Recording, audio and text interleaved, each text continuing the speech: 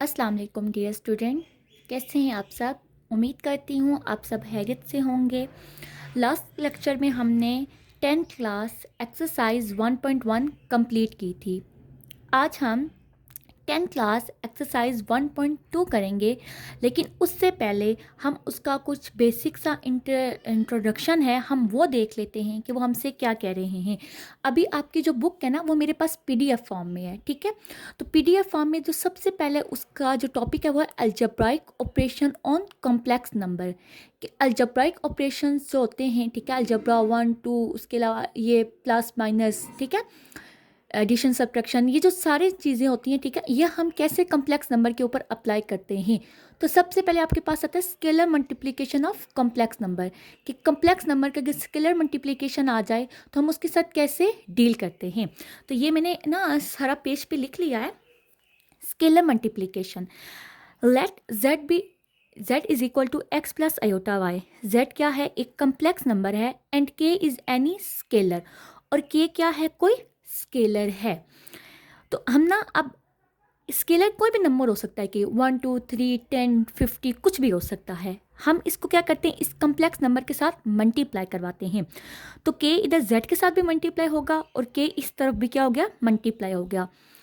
अब ये k इस x के साथ भी मल्टीप्लाई होगा और ये k इस y के साथ भी मल्टीप्लाई होगा, ठीक है। तो हम इसको कैसे लिखेंगे, के जेड इज इक्वल टू के एक्स प्लस के अयोटा वाई।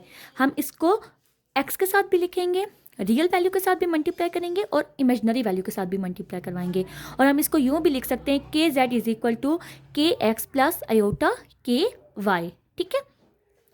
अब इसकी डायग्राम कैसे है, ठीक है, इसको डायग्राम पे कैसे रिप्रेजेंट किया जाता है। डायग्राम पे भी इसको हम वैसे ही रिप्रेजेंट करते हैं जैसे हम रियल नंबर को रिप्रेजेंट करते हैं, ठीक है।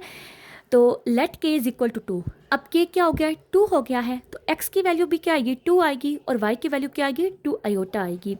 अब x हमारा रियल है, तो जो रियल नंबर होते हैं ना, उसको हम x एक्सिस पे रिप्रेजेंट करते हैं, और यहाँ हम डिनोट करते हैं कि हमारा रियल एक्सिस है।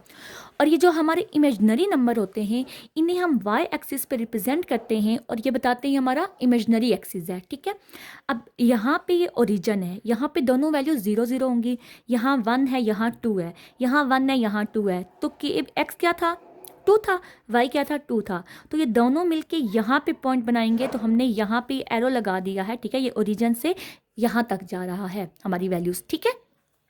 उसके बाद अगर के हमारे पास पॉजिटिव हो, वाई नेगेटिव हो जाए, तब क्या होगा। इसके लिए मैंने ये डायग्राम बना दी है, ठीक है, कि यहाँ पे के पॉजिटिव है, सॉरी एक्स पॉजिटिव है, और यहाँ पे वाई नेगेटिव है, ठीक है। तो ये हमारे पास यहाँ पे हम इसको रिप्रेजेंट कर देंगे, ठीक है। तो ये तरीका होता है स्केलर्स को कैसे, सॉरी कम्प्लेक्स नंबर्स को हम डायग्राम से कैसे शो करवाते हैं।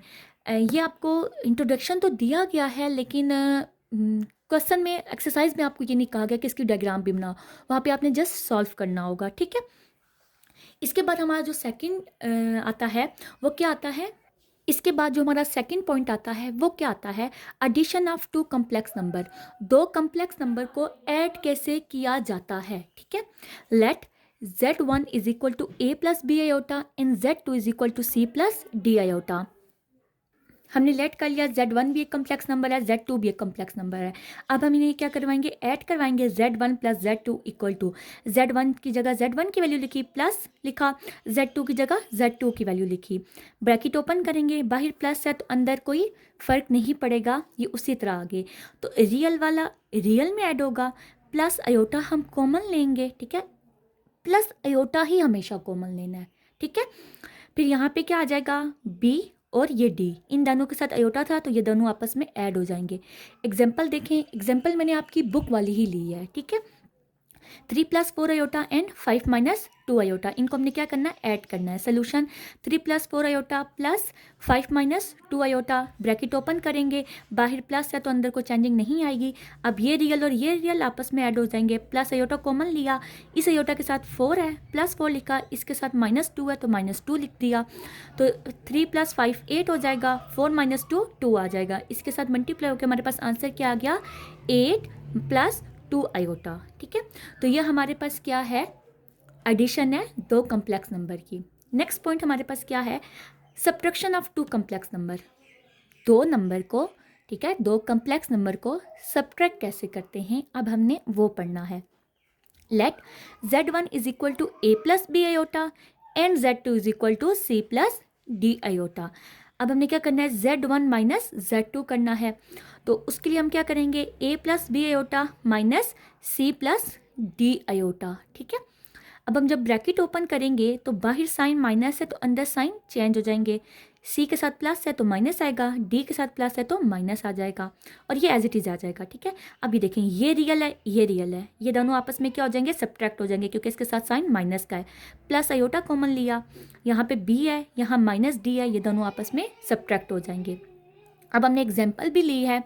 अच्छा, आपकी जो बुक है ना वहाँ पे z is equal to x1 plus iota y1, z is equal to x2 plus iota y2 उस तरह लेके किया गया, तो वो थोड़ा सा बच्चों के लिए मुश्किल हो जाता है, तो मैंने आसान एग्जांपल्स आपके लिए कर दिए। ठीक है, आसान वैल्यूज़ लेके लेट करके आपको समझाया है। अब एग्जांपल क्या है इसकी, 8 plus 2 iota minus 5 minus 6 iota.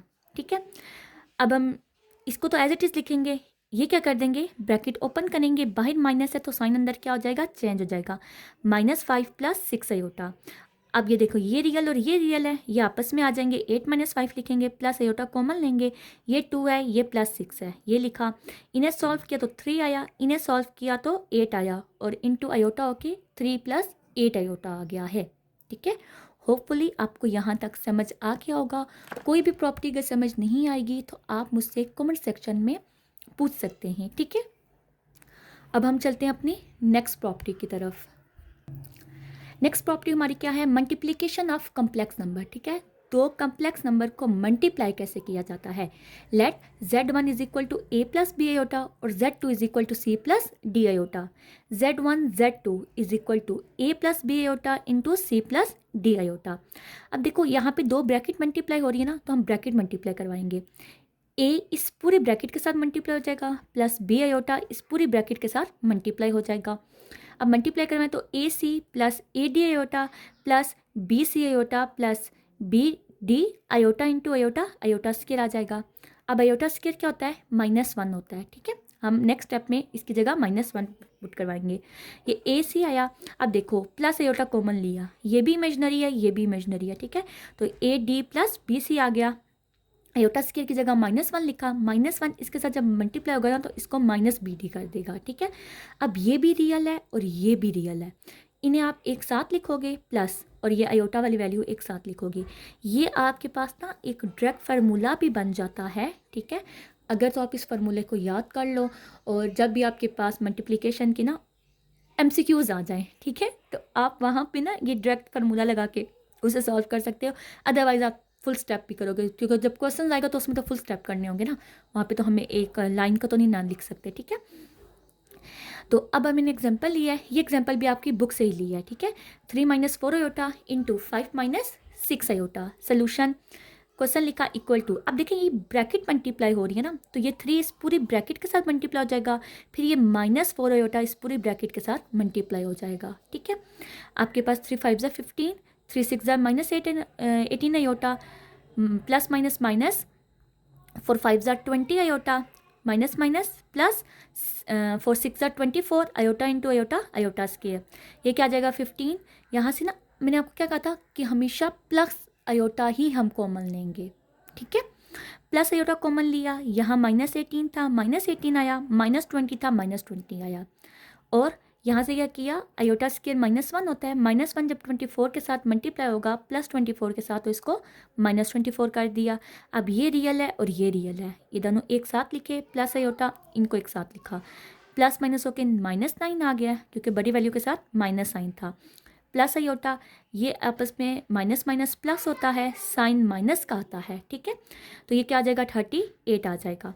Multiply करवा दें, -9 into plus minus minus 38 into iota, 38 iota आ गया है। ठीक है, इसके बाद क्या आता है, division of two complex number. दो कम्प्लेक्स नंबर को डिवाइड कैसे करते हैं। अगर तो जैसे मैंने इनके आपको ना जनरल लेके बताया है, इसी की तरह इसका लेके बताऊंगी ना तो वो थोड़ा कॉम्प्लिकेटेड हो जाएगा आपके लिए, तो मैंने ये ना एग्जांपल लेके ही सॉल्व कर दी है। ठीक है, और ये एग्जांपल मैंने आपकी बुक से ही ली है। 3 + 4 आयोटा डिवाइडेड बाय 5 - 7 आयोटा। अब एक बात याद रखना, आयोटा जब भी डिनोमिनेटर में आएगा, ठीक है, आपने इसको डिनोमिनेटर में से ख़त्म करना होगा। आयोटा को, आयोटा कभी भी डिनोमिनेटर में नहीं आना चाहिए। तो सोल्यूशन लिखा। अब इसको डिनोमिनेटर से कैसे ख़त्म करेंगे कि हम इसको रेशनलाइज करवाएंगे। रेशनलाइज कैसे करवाएंगे, हम सब में मल्टीप्लाई भी करवाते हैं और डिवाइड भी करवाते हैं। और ये जो मिड वाला साइन होता है ना, इसको हम चेंज कर देते हैं। अगर माइनस है तो प्लस हो जाएगा, प्लस है तो माइनस हो जाएगा। इसके साथ जो भी साइन हो ना रियल के साथ, वो वैसा ही रहता है, ठीक है। जो इमेजनरी के साथ साइन होता है ना, हम उसको चेंज करते हैं, ठीक है। तो फिर हम इनको मल्टीप्लाई करवा देंगे, ये दोनों आपस में मल्टीप्लाई हो जाएंगे, ये दोनों आपस में मल्टीप्लाई हो गए। अब यहाँ ब्रैकेट मल्टीप्लाई हो रही है ना, तो ये ब्रैकेट मल्टीप्लाई करवा दिया है। 3 मल्टीप्लाई हो गया है 5 प्लस 7 आयोटा के साथ, प्लस 4 आयोटा मल्टीप्लाई हो गया 5 प्लस 7 आयोटा के साथ, डिवाइडेड बाय, अभी क्या a minus B into A plus B. तो ये किसका फार्मूला बन रहा है, ठीक है, A square minus B square is equal to A plus B into A minus B. तो इसका फार्मूला बन रहा है। तो ये हमने लिखा ए का स्केयर माइनस बी का स्केयर। 3 5 ज़ा 50, 3 7 ज़ा 21 आयोटा, 4 5 ज़ा 20। देखो बाई प्लस है ना, तो अंदर फिर साइन चेंज नहीं होंगे। और 4 7 ज़ा 28 iota into iota, iota square divided by A का स्केयर 25 माइनस 7 का स्केयर 49 और आयोटा स्केयर आ जाएगा, ठीक है। अब ये देखें, यहाँ पे आप 15 लिखा, इन दोनों में क्या कॉमन आ रहा है, आयोटा प्लस आयोटा कॉमन ले लिया, 21 प्लस 20, और यहाँ आयोटा स्केयर -1 होगा, -1 जब प्लस 28 के साथ मल्टीप्लाई होगा तो -28 आ जाएगा। अब ये भी रियल है, ये भी रियल है, ठीक है। अच्छा पहले ये भी स्टक कर लेते हैं। आयोटा स्केयर -1 होता है, -1 -49 के साथ मल्टीप्लाई होकर इसे +49 कर देगा। अब ये भी रियल है, ये भी रियल है, इन दोनों के एक साथ लिखा, प्लस इन दोनों को ऐड कर दिया तो 41 आया, डिवाइडेड बाय 74। इन दोनों को ऐड और सब्ट्रैक्ट करेंगे, बड़ी वैल्यू के साथ साइन माइनस का है तो माइनस आएगा। 28 में से 15 सब्ट्रैक्ट किया तो 13 आ गया, प्लस 41 आयोटा डिवाइडेड बाय 74। अब हम इन्हें सेपरेट कर देंगे, रियल वाले अलग कर देंगे, इमेजनरी वाले अलग कर देंगे। डिनोमिनेटर में एक वैल्यू है ना, तो हम इन्हें सेपरेट कर सकते हैं। तो ये आ जाएगा -13 over 74 plus 41 over 74 iota. Sign plus था तो यहाँ पे फिर प्लस आया है, माइनस होता तो माइनस आता। होपफुली आपको यहाँ तक समझ आ गया होगा, ठीक है। अब हम चलते हैं इसकी नेक्स्ट प्रॉपर्टीज़ की तरफ। तो आपने देखा कि हमने कम्प्लेक्स नंबर की कुछ बेसिक प्रॉपर्टीज़ पढ़ी हैं, ठीक है, अलजेब्राइक प्रॉपर्टीज़, ठीक है, scalar multiplication, addition, subtraction, division, multiplication, हमने वो सारी पढ़ ली हैं। अब हम क्या पढ़ेंगे, इसकी मज़ीद प्रॉपर्टीज़ पढ़ेंगे, properties of multiplication, properties of complex number with respect to addition, with respect to multiplication, ठीक है, कि इसकी क्या प्रॉपर्टीज़ होती हैं। अब सबसे पहले कुलैयर प्रॉपर्टी है, उन्हें कहा है कि Z1 Z2 किससे बिलोंग कर रहे हैं, रियल नंबर कम्प्लेक्स नंबर से बिलोंग कर रहे हैं। आप Z1 Z2 इन दोनों को ऐड करोगे, ठीक है, दो कम्प्लेक्स नंबर को ऐड करने से कम्प्लेक्स नंबर ही आता है, ठीक है। और ये पीछे हमने देखा भी है एडिशन की प्रॉपर्टी में, अगर मैं आपको दिखाऊं, ठीक है, जहाँ पे हमने इनको ऐड किया था, तो ये देखें ऐड करके हमारे पास एक कम्प्लेक्स नंबर ही आया था, ठीक है। इसी तरह ये कह रहे हैं मल्टीप्लिकेशन में क्लोजर प्रॉपर्टी क्या होती है कि दो कम्प्लेक्स नंबर को मल्टीप्लाई करो तो कम्प्लेक्स नंबर ही आता है, ठीक है। तो ये चीज़ हमने मल्टीप्लिकेशन में देख ली थी, दो कम्प्लेक्स नंबर को मल्टीप्लाई किया था तो आंसर हमारा कम्प्लेक्स नंबर ही आया था, ठीक है। उसके बाद आपके पास क्या है, कम्यूटेटिव प्रॉपर्टी है। वो क्या कह रहे हैं कि दो कम्प्लेक्स नंबर किससे बिलोंग करते हैं, आपके कम्प्लेक्स नंबर से बिलोंग कर रहे हैं, ठीक है। तो आप पहले Z1 प्लस Z2 करो या फिर आप Z2 प्लस Z1 करो, आंसर आपके पास क्या आएगा, सेम ही आएगा। इसी तरह आपकी कम्यूटेटिव प्रॉपर्टी है, उसमें भी कह रहे हैं कि Z1 Z2 दोनों कम्प्लेक्स नंबर से बिलोंग करें, तो वो कह रहे हैं अब Z1 Z2 मल्टीप्लाई करवाओ या Z2 Z1 मल्टीप्लाई करवाओ, आपका आंसर क्या रहेगा, सेम ही रहेगा। ऐसी प्रॉपर्टीज़ ना आप रियल नंबर में भी पढ़ते हो, ठीक है। तो कम्प्लेक्स नंबर की property same to same real वालों की तरह ही होती हैं, ठीक है। फिर एसोसिएटिव प्रॉपर्टी आता है। अब यहाँ पे 3 नंबर आ जाते हैं, किससे बिलोंग करें, कम्प्लेक्स प्लेन से बिलोंग करें, ठीक है।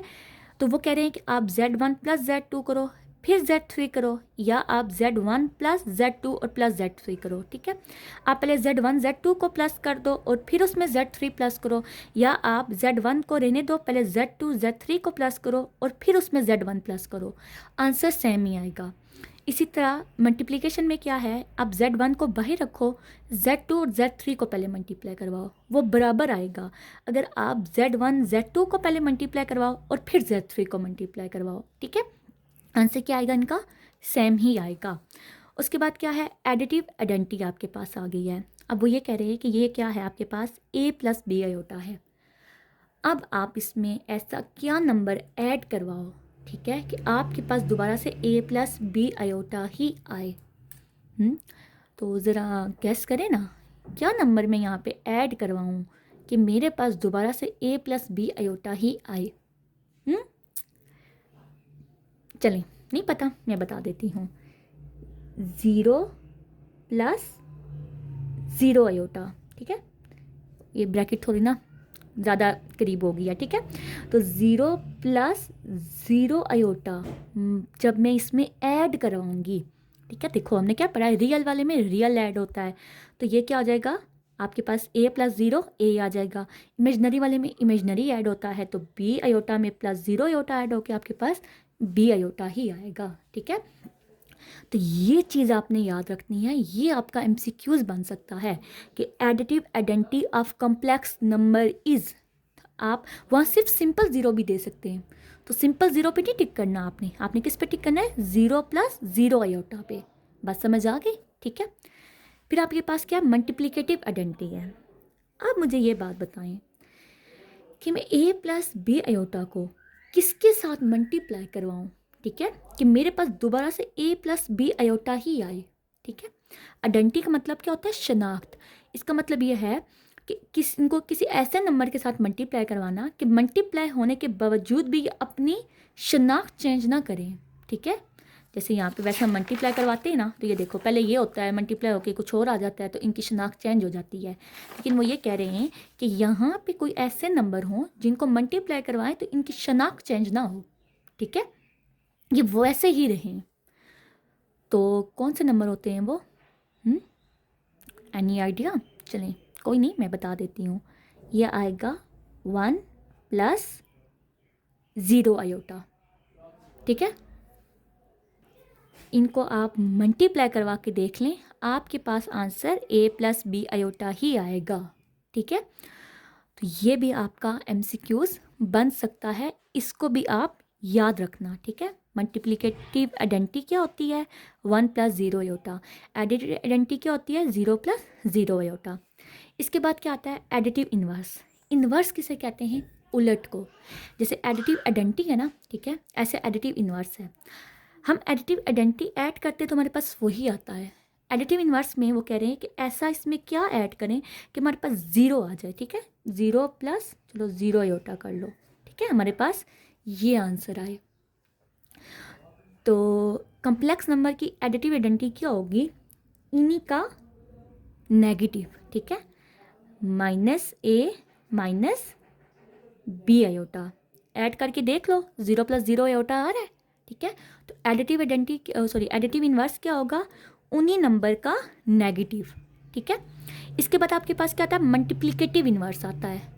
मल्टीप्लिकेटिव इन्वर्स में वही कह रहे हैं कि इस नंबर के साथ मैं किस नंबर को मल्टीप्लाई करवाऊँ कि मेरे पास आंसर 1 आए, ठीक है। तो इसी नंबर का रेसिप्रोकल, इसी नंबर का रेसिप्रोकल। तो देखो रेसिप्रोकल क्या होता है, इसके नीचे से 1 है ना, ठीक है, तो इसका रेसिप्रोकल क्या होगा, 1/A + B आयोटा, कैंसिल होके आपके पास 1 आ जाएगा। और अब आपके पास ये लास्ट प्रॉपर्टी है, distributive property of multiplication over addition. ये सारी अलग अलग थी, एडिशन वाली अलग थी, मल्टीप्लिकेशन वाली अलग थी। अब ये इन सब का मिक्सचर है, इसमें मल्टीप्लिकेशन भी आ रही है, एडिशन भी आ रही है, ठीक है।